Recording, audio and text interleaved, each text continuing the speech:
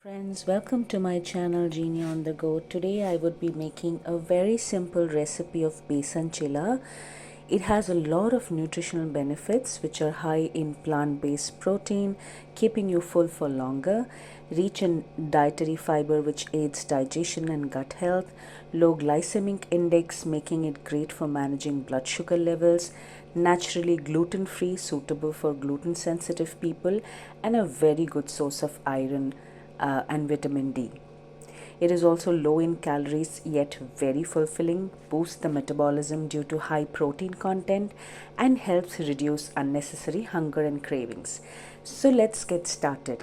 Here I have taken one onion, one capsicum, one tomato, one carrot, few green chilies, and you can of course take the amount of green chilies as per your tolerance level, spice tolerance level. This is a little bit of ginger. Probably I'll use this much of ginger, which has to be nicely grated, and beans. Sorry, I don't have the coriander leaves right now, but if you have it, you can use it. So let me cut the vegetables and be right back. I'm done with all the cutting and chopping. So here I have grated the carrot, chopped tomatoes, chopped onion, chopped beans, grated ginger, maybe 1 teaspoon, and here I have chopped capsicum. So let's get started. Now let's get started with making the batter. Take a bowl and add approximately 250 to 500 grams of besan depending on the amount of chilas you want to prepare. Here I have taken approximately 250 to around 250 grams of besan, and then I'm putting half a tablespoon of salt. I have used pink salt. We prefer using pink salt, but you can definitely use white salt, the normal salt used for cooking. And then half a teaspoon of turmeric powder,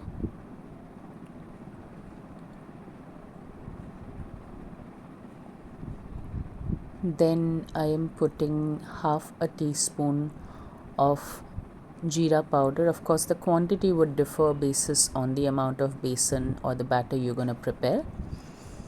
So here I've taken half a teaspoon of dhania powder,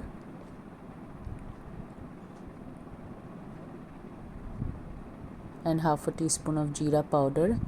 Here I am using a bhaja masala, which is usually prepared by whole coriander seeds, dried red chili, cumin as in whole jeera, and bay leaves, all dry roasted and made into a nice paste.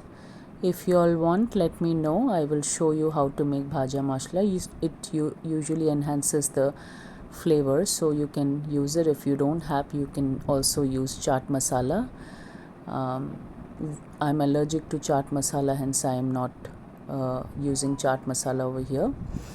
And then keep adding water. Make sure you don't add all water at one time, because otherwise it will form lump, and nicely keep whisking it so that there are no lumps formed. Make sure you do not put all the water at once.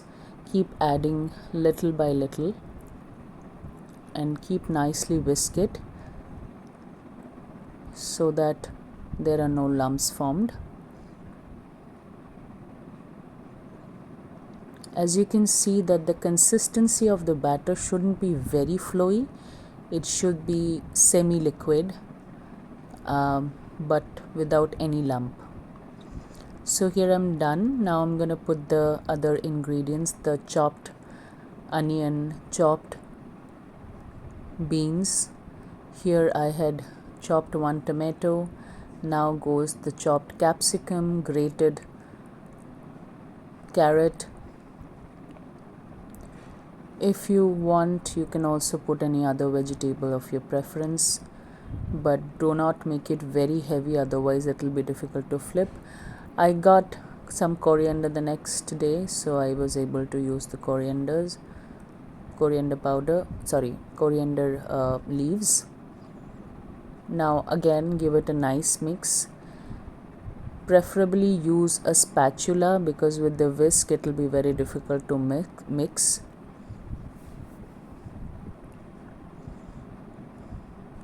So here again I have started mixing with the spatula. Now the batter looks quite thick, so probably we will have to add a little bit of more water to make it a little more flowy.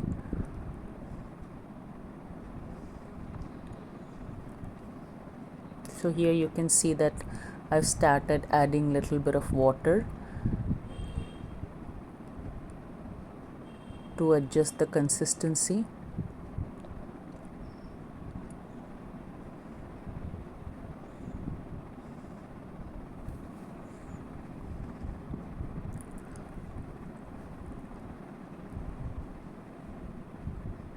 So now you can see that the batter is almost done. We would need to allow it to rest for 10 to 15 minutes, but you can also use a little bit of about half a teaspoon of white oil or mustard oil.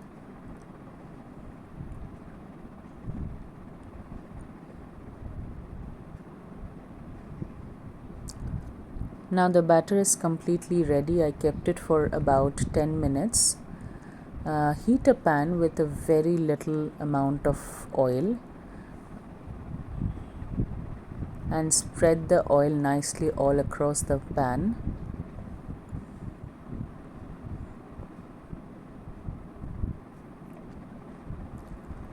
Now take a round spoon .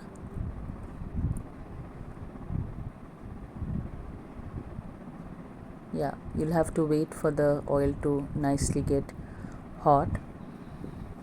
Now here I'm gonna put one full round spoon of the batter and spread it evenly all across. Do not make it very thick, otherwise it might not get cooked properly.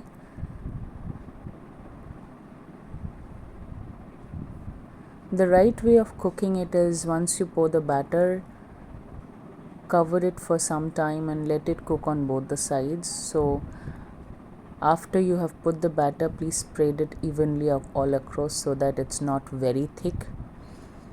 Do not make it very thin as well, otherwise it will be very difficult to flip it.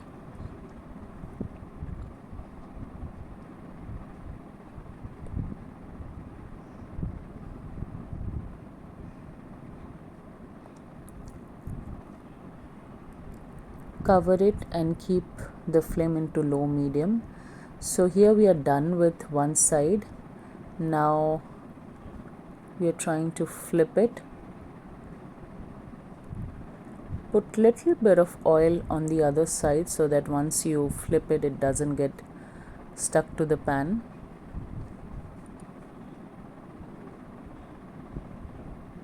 Be very careful while flipping it. Should not break from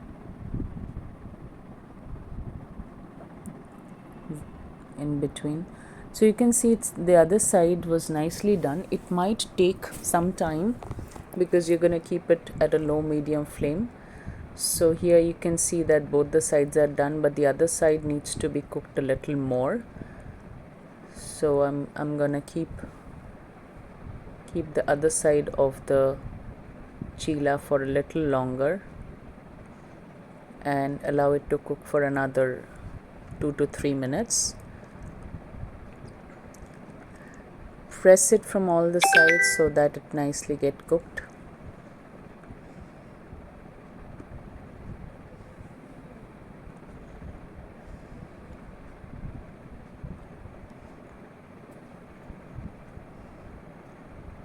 So we are done with the first chila. This is how it should look like.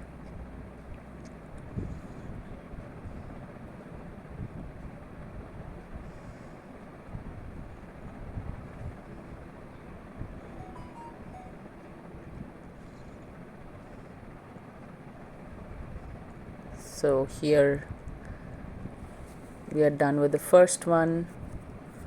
Now repeat the same process with the rest of the batter as well. Pour as little oil as possible to make it more healthy, and spread the oil across the pan and let it heat for a minute.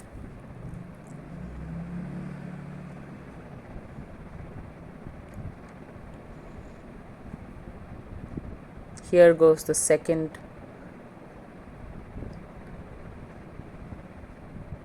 spoon of the batter, and the same process will continue. Once you pour the batter, spread it across evenly and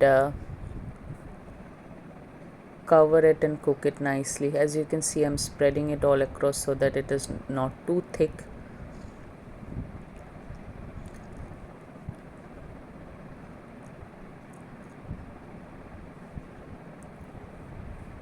You can make chila for breakfast, for dinner instead. It can be a replacement for any chapati or rice. It's very fulfilling, a good source of protein.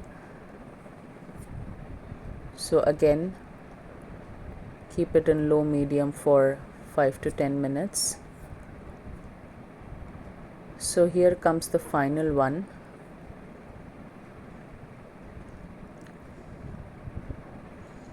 Again, flip it around.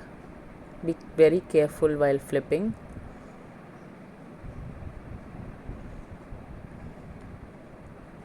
After you flip on the other side, just press it so that it gets cooked evenly from all the corners.